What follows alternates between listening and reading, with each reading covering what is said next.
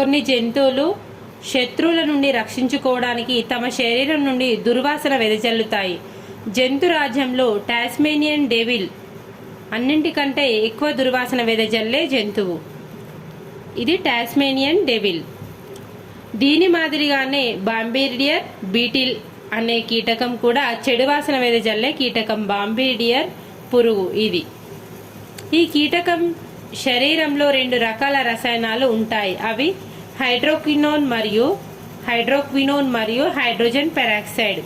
ఇది ఎప్పుడైతే ప్రాణహాని ఉందని భావిస్తుందో అప్పుడు ఈ రసాయనాలు ప్రత్యేక ఎంజైమ్తో కలిసి వేడెక్కుతాయి. అవి శరీరం నుండి దుర్వాసనను వెదజల్లేలా చేస్తాయి.